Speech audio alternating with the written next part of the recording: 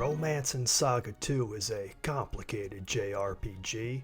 Due to how unforgiving it can be, I believe many new players can have even more fun playing this game when going in with a basic understanding of its various systems. But if you want a truly blind experience, you may find it more rewarding, albeit time-consuming, to jump in and figure out these systems for yourself. Knowledge truly is power in the SaGa series. This series of videos is based on the remaster for PC, consoles, and mobile, since that's the only official way to play in English. It includes updated visuals and music, some extra content, and a few new quality of life features, although nearly all of the concepts discussed in this video also apply to the original Super Famicom release. No stats, characters, or core mechanics were changed for the remaster.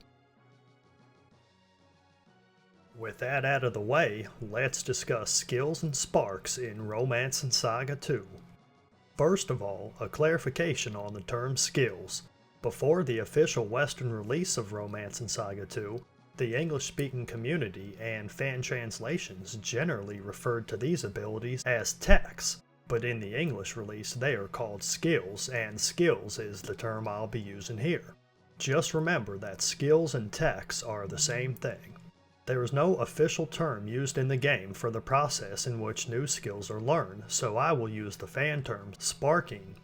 When a character sparks a skill, that means they have learned it. Another term for this you may see on the web is glimmer, but I'll be sticking to spark for this video. Weapon skills are special weapon attacks that cost skill points, or SP, to use. Each weapon class has its own unique set of skills that can be used by characters with that weapon equipped. They're similar to spells in that they're powerful abilities that come with a cost, but characters can learn them, or spark them, in a completely different way from how they learn spells. I'll explain more in the next section, but in short, skills are sparked in the middle of battle based on the weapon the character is using. However, not all characters can spark every skill for every weapon type. Each playable character in the game belongs to one of 16 spark types. A spark type is a list of skills that can be learned by any character who belongs to that type. These lists are not referenced anywhere in the game, but they're available on the web if you'd like to plan out which characters to use to learn certain skills. The key thing to remember is that a character can only spark skills that belong to their spark type, and will never spark any others. In general, spark types tend to be associated with a particular weapon class. For example, spark type 4 is known as Spear and contains every spear skill in the game. Also, characters who start with a spear equipped by default tend to belong to this spark type, but not always. Also, most characters from the same character class have the same spark type, but this is also not always the case. For example, most court mages belong to spark type 15, which is known as Sorcerer. Sorcerers barely have any skills on their list. However, Sapphire is a court mage, but she belongs to spark type 3, the Epee type. This means she is one of the few spellcasters who happen to be able to learn a lot of weapon skills, in this case, Epee skills. Additionally, 3 characters in the game belong to a spark type with no skills in it. This means they can't spark any skills at all. These characters include Leon and Gerard, who are required characters in the early game, and Coppelia, a robot character who has many unique characteristics. In general, this isn't anything to worry about, since you only play as Leon and Gerard for a little while, and Coppelia is completely optional. And once again, the only way to tell which spark type a character belongs to is by experimenting in the game or by using an online reference list. So, how do characters actually spark skills? In short, when a character uses an attack or weapon skill in battle, they have a chance to spark a skill from their spark type list for the weapon they're using. The game uses a somewhat complicated system for this. First of all, sparking has no relation to a character's weapon level. Instead, it's based on how difficult skills are to learn, along with the tech level of the monster you're attacking.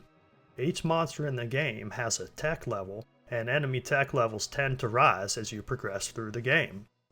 Each skill in the game has a modifier that indicates how difficult it is to learn. I'll call this a skill's spark difficulty. When you choose a weapon action in battle for a character, the game will generate a list of skills that can be sparked. It uses the following process for this. Start with all skills that belong to that weapon category. Then remove any skills that are not on the character's spark type list. They can't spark those skills. Check the character's weapon action and see if it affects the spark difficulty for any skills that remain. Some skills in the game are related to other skills. When you use a weapon skill that's related to more powerful skills, those skills have a greater chance of being sparked. An example is Barrage Shot, which is a stronger version of the Haphazard Arrow skill. Using Haphazard Arrow gives you a greater chance of sparking a Barrage Shot than using a regular bow attack would. Using a related skill is the only way to spark certain strong skills. Calculate the skill spark index number for each skill and remove skills that don't make the cut. The skill spark index, or SSI, is determined by this formula. SSI equals the tech level of the monster minus the spark difficulty of the skill. If this number is less than -6, the skill is removed from the list. Remove skills that cost more SP than the character has. A character can't spark a skill if they don't have enough SP to use it. Finally, attempt to spark each skill that's still on the list, starting with the lowest level or weakest skill. If a skill sparks, a special animation will be shown and the character will use the skill. Then the process stops. A character can only spark one skill per attack. The chance of sparking each skill is based on the SSI according to this chart.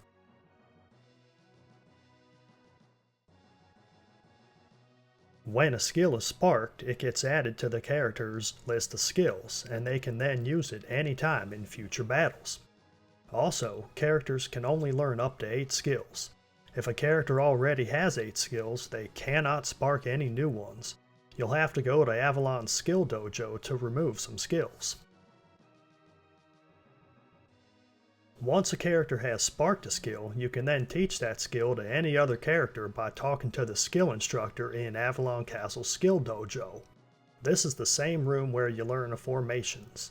However, you must wait at least one generation before the skill becomes available to teach. Generation skips happen after certain points in the story and will be covered in another video. When it comes to learning skills at the dojo, it doesn't matter what a character's weapon levels are. Any character can learn any skill in the game, but they can only use it in battle if they have the correct weapon type equipped. This means that if you plan to use a lot of weapon skills, it's a good idea to spark as many as possible early in the game so you can maximize your use of them by multiple characters. Additionally, some characters start with a skill or two by default. These skills cannot be learned by the skill instructor unless another character sparks them first. Weapon skills are not the only type of skills in the game, and potentially not even the most useful. Evasion skills are similar to weapon skills in that characters can spark them in battle and learn them at the skill dojo any generation after they're sparked. They have the same names as skills used by enemies and are marked with a special icon by their name on the skill screen. An evasion skill, when learned by a character, enables that character to automatically evade the skill of the same name when it's used by an enemy. Evasion skills do not cost any SP. They always trigger when an enemy uses the associated skill, and always completely avoid the skill every time it's used on your party. This makes them very useful. In particular, the ability to evade skills that cause nasty status effects, such as temptation or hypnosis, can be a key strategy for some of the tough bosses in the game. For example, if a boss casts hypnosis frequently, but every member of your party has the hypnosis evasion skill, you never have to worry about any of your characters getting hypnotized. Sparking evasion skills works differently from sparking weapon skills. Every skill used by enemies in the game has an associated evasion skill, and each of your characters has a chance to spark an evasion skill every time an enemy uses a skill. In fact, enemies often use the same weapon skills that playable characters can learn, and each of these can be avoided with the right evasion skill. The formula for sparking evasion skills is similar to the formula for sparking weapon skills. Like with weapon skills, evasion skills have an internal spark difficulty number. When an enemy uses an attacking skill, whether it be a weapon or status skill, the game checks if the enemy's tech level is greater than the evasion skill's spark difficulty number. If it is, each targeted character has a chance of sparking the evasion skill based on a similar system as the one for weapon skills. This means that you have a lower chance, often zero, of sparking evasion skills when fighting weak enemies. Typically, the best time to spark them is when fighting bosses. Also, characters who are immune to a skill can't spark the associated evasion skill. For example, female characters are immune to temptation, so you'll need to use male characters to spark the temptation evasion skill. Finally, the maximum of 8 skills per character includes evasion skills. You'll have to balance how many skills your characters can evade with how many weapon skills they have. Often, 8 skills just doesn't seem like enough. That about covers skills and sparks in Romance and SaGa 2. Thanks for watching, and if you have any questions, comments, or corrections, please leave them in the comments below.